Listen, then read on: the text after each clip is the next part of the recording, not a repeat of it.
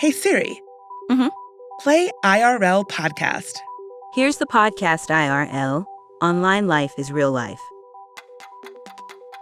Lots of us use virtual assistants. They're part of our everyday lives. We use them to check the weather or the time.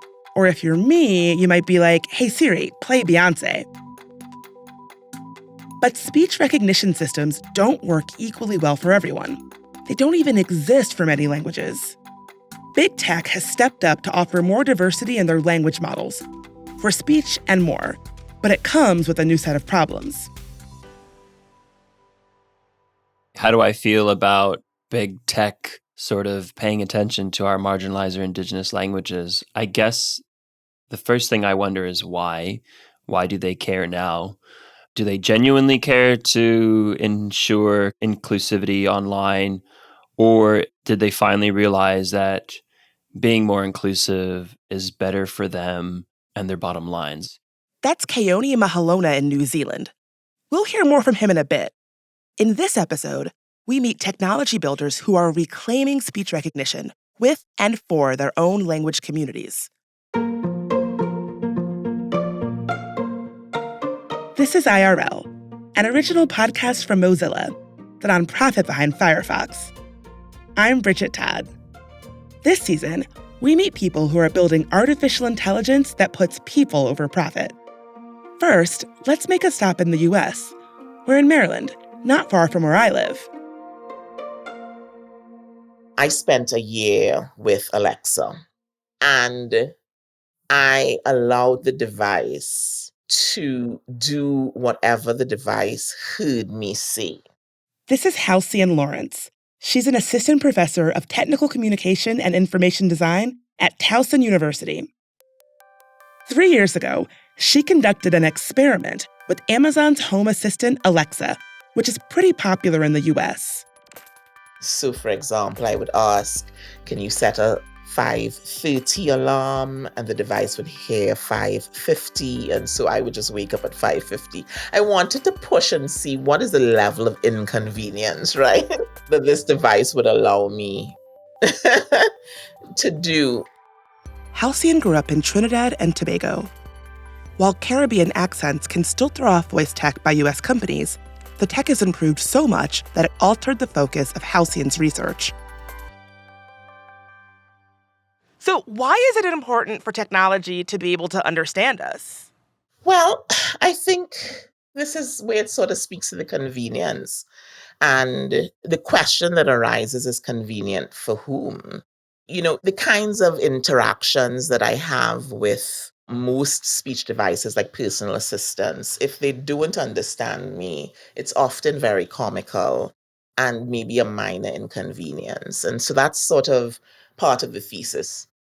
But let's scale up, because these speech recognition devices are being deployed in a number of other spaces. So in the US, for example, they're increasingly being used to automatically transcribe court recordings. They're being used as aggression detectors in prisons, as well as schools. And so you can well imagine these are spaces where being misheard or misunderstood can have deadly consequences. Language and how people speak can be a really important marker of power and class.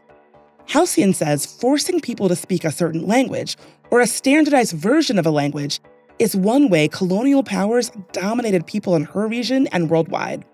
She sees parallels in how digital technology pushes people to speak in certain ways just to be understood.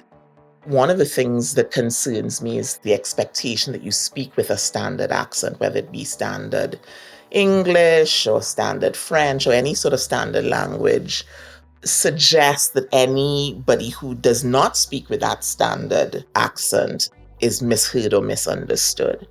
And these are vulnerable populations who turn up in spaces like prisons and courts of law, where they need to be heard and understood accurately. So, you know, it's as important as why, asking that question, why do we need to be heard or understood in person, is no less important in the digital space.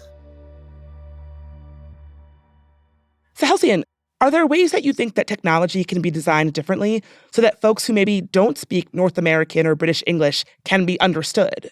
So your question hits upon past me and current me. Past me, when I started doing this research, the easy answer would have been yes, we need more representation in these devices, right? If I can hear and be heard with a Trinidadian accent, surely that would solve the problem. But recently, on a trip home, she was reminded how language is also used as resistance. For instance, by speaking in ways that cannot be understood by oppressors. And I started visiting with friends, and I had forgotten how we have also used language to subvert colonial authority. That other kinds of dialects have emerged, that patois has emerged as a way of subverting. And so the question then arises, what does it mean to give organizations access to that kind of voice data? What kind of power are we handing over? If I am advocating for greater representation of languages and dialects and accents. And so I am in a bit of a conundrum right now, thinking about the kind of research that I do, but more importantly, thinking about what I advocate for.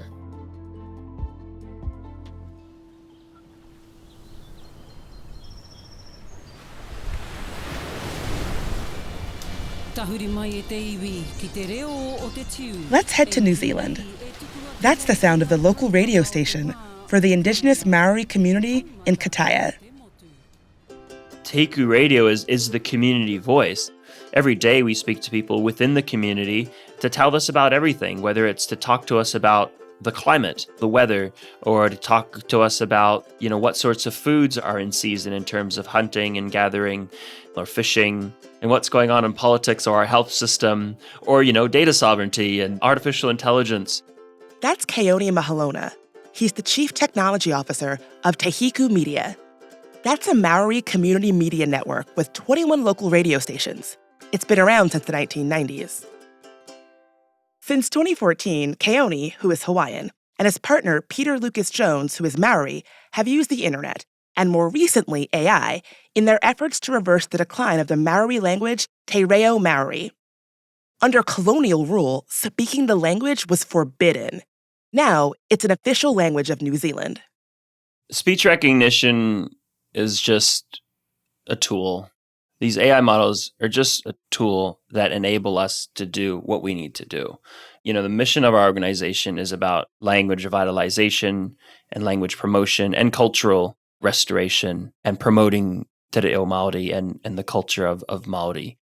So how we do that at our organization is we tell stories. We tell stories on the radio, we tell stories through video, we tell stories through live broadcasting. But we've been telling stories for more than 35 years, and a lot of those stories are captured on cassette tapes or VHS tapes. So we're in this process of digitizing those tapes, and now we want to make the content within them available. A few years ago, Te Hiku Media was working on a project to transcribe historic broadcasts with elders who could explain the nuances in language and context. Keoni realized automatic speech recognition, or ASR for short, could help. So as we were working on this project, we were like, wow, this is really hard. If an interview is an hour, it takes at least 3 hours to transcribe it, right? So we thought, why don't we just train a machine to automatically transcribe this for us? Because, hey, Siri existed at the time, ASR was a thing, so surely we could do it in Te Reo Māori. From a developer perspective, we knew the technology existed, we knew there were open source projects out there we could use, but what we also knew is that this was actually a data problem, and that would be the most important part of this project, was not just sort of getting the data, but we knew we had to gather this data in a way in which we could safeguard it and protect it and ensure that it would only be used for the betterment of Māori and Māori things. The data is actually voice recordings of short sentences paired with text. This is what a speech recognition engine, in this case, Mozilla's Deep Speech, uses to decode what sounds go with which letters. For its dataset, Te Hiku Media reached out to community groups like traditional dance troupes and canoe racing teams, and soon gathered over 300 hours of speech. We mobilized the community to read thousands of utterances to help us collect a corpus that would enable us to train an ASR. In doing that, we learned a lot. And one of the things we learned about the community, who were pretty much giving their time to support this project, was that they wanted real-time feedback on their readings. Keoni says they realized they could support language learning by giving people immediate feedback on how they pronounce words at the same time that they're donating voice data. We pretty much hacked deep speech and built a real-time pronunciation engine. It's an app that we have called Rongo. It's in the Apple and Google stores. Anyone can download it anywhere in the world. If you'd like to share your data with us to help promote Te Reo Māori. Keoni says their speech project will make decades of audio recordings more accessible online. One of the things we're looking at is whether there's any climate data embedded in our archives and how that can help us to better mitigate some of the effects of climate change. And you need ASR to actually do that, right? To go through all these archives, then transcribe it, and then sort of find the data embedded in that. And unless we can document our knowledge, it won't be available for our people in the future. I think, that's really the value in what we do with our community, right? We don't do it for our community. We do this with our community. Many big tech companies have been including Indigenous languages in their online services. And on the surface, this seems like a good thing. But Keoni's not so sure. These companies don't really know much about our languages or our cultures. And by simply trying to include us, they could actually do more harm than good to our communities, to our languages, especially languages that are in a state of revitalization. What we've seen in the past with tools like Translate from companies like Google and Microsoft is the translation doesn't really work very well, but people use the tool and they treat the tool as sort of 100% accurate. But the truth is the algorithms they use or the models they've trained aren't 100% correct. About 5 years ago, Indigenous language speakers started getting offers from a language tech company for $45 to $90 an hour for their voice recordings. It was for an unspecified corporate purpose, but said the goal was to keep languages alive. Keoni says this approach is extractive and undermines the work of communities. Then, in 2022, OpenAI dropped a new multilingual speech recognition model called Whisper. It was trained on over 600,000 hours of audio from the web, including over 1,300 hours of Te Reo Māori. How they source this data is secret. We were very, very concerned when we heard about Whisper because we thought, oh, well, there we go. No point doing this anymore, right? Because, hey, look, big tech has solved it for us. They've saved our language. Thank you. But we knew that the model was crap. We knew it wasn't going to be good. Even though some of our data scientists kind of had a quick play with it, oh my God, it's scarily good. The ones who had to play with it actually aren't speakers or fluent speakers of Te Reo Māori. So when one of our language experts had a quick look, it was obvious it was absolute trash. And then we quantified, we quantified that trash. Whisper is open source, but that doesn't make it feel any less like unfair competition to Te Hiku Media. We are absolutely now in competition with these tech companies. When we fine-tuned Whisper with our data, our highly curated data of quality Te Reo Māori, we were able to create a model that was pretty good at recognizing Te Reo Māori. And it did perform better than our previous model, but our previous model was built on very old technology. So I think where we're at now is that we know we can do better than them, despite only having a handful of people in our team, not much money, and not much compute. We've proven we can do better than them for Te Reo Māori. But there's still that existential risk of when will they be as good as us or better than us? And understanding that when, you also understand how will they achieve that. And the only way they can achieve that is with more language data, more Māori language data. So then we need to ask ourselves, how will they get more language data, or from where will they get that data? And that's the concern. Te Hiku Media says it's the guardian, not the owner of the data it collects and the software it creates for the community.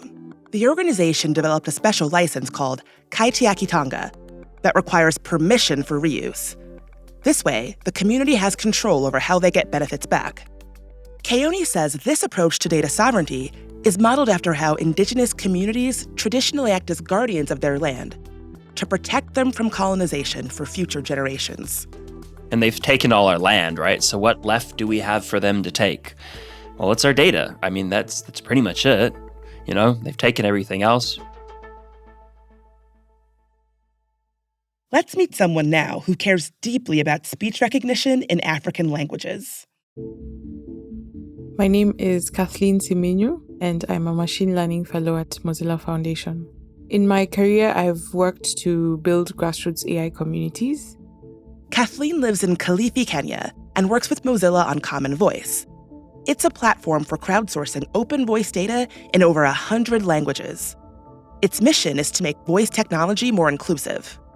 Kathleen helps lead efforts to gather data for Kiswahili on Common Voice. This is a language spoken in several East African countries by as many as 200 million people. Until recently, it wasn't a language open source developers could build speech applications for. So Common Voice is important because it's an open data set. Anybody can build on it, everyone can access the data, and therefore the communities can start to build for the languages that they care about or they speak or that those around them speak. My hope is that we open up the path for more voice technology. And by this, I mean, I can tell you a little story. At my first job, I worked at a company in the telco space, and we basically had products like voice and SMS. And I remember in an election year, we needed to be screening messages to make sure insightful content is not being sent on our platform. In a heated political moment in Kenya, Kathleen wanted to build a tool that would automatically search for messages inciting violence. And in my head, I thought this is going to be super easy. But then I realized that none of the tools that existed were going to be of use because I needed tools for Kiswahili or other local languages spoken in the country. Kathleen's experience of not being able to build a tool in her own language inspired her to do more research on her own. She soon discovered Masakane, a network of researchers working on computer science and linguistics in African languages since 2019. I realized that, okay, there's other people who are interested in these problems. And one of the biggest projects, our first project, was a machine translation project.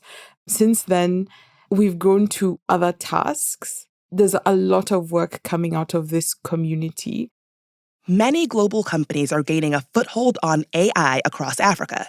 Networks like Masakane and Deep Learning Indaba want to see AI shaped and owned by Africans.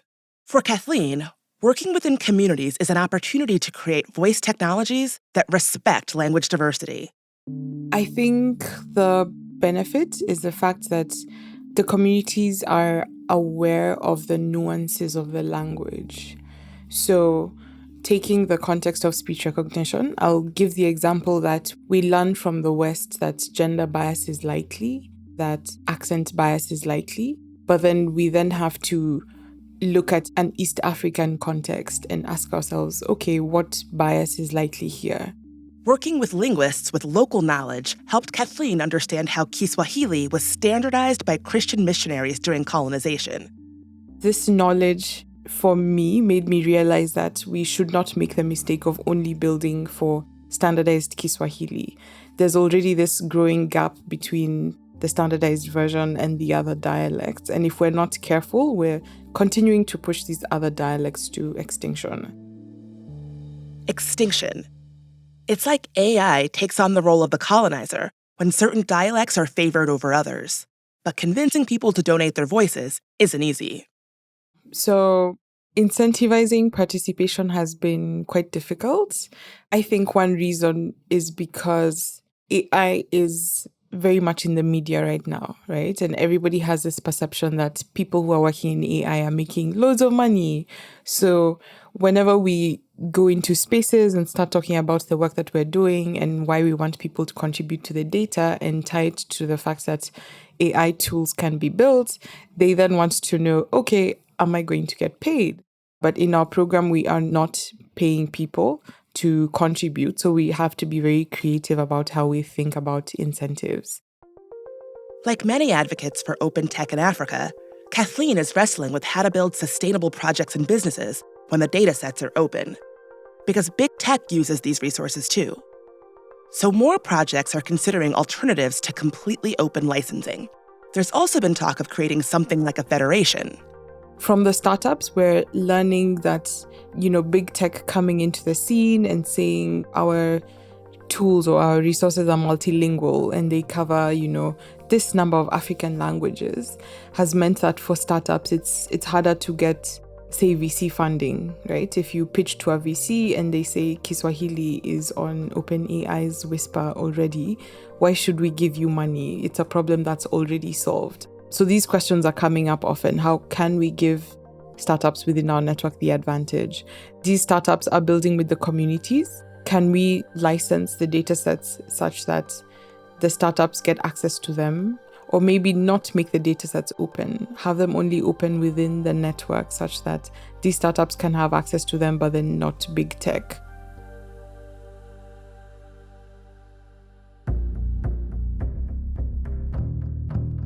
With more than 7,000 languages worldwide, decisions about voice data today will influence how people communicate tomorrow. A lot more can be done. This goes for big tech and the open source communities getting squeezed by their dominance. Speech recognition is about more than just convenience. For people who depend on AI to recognize their voices at home on the phone or even in court, these systems and the data they're built with reinforce inequality. This is what can be challenged when communities reclaim a voice in AI to build for themselves. Before this episode ends, I've got some sad news to share. Halcyon Lawrence, the first guest in this episode, passed away a few weeks after we spoke. In honor of her legacy, we're glad we could still include her voice in this show. We hear you, Halcyon. Thank you for everything. To learn more about Halcyon and our other guests, please visit our show notes. I'm Bridget Todd. You've been listening to IRL, Online Life is Real Life, an original podcast from Mozilla, the nonprofit behind Firefox. Mozilla, reclaim the internet.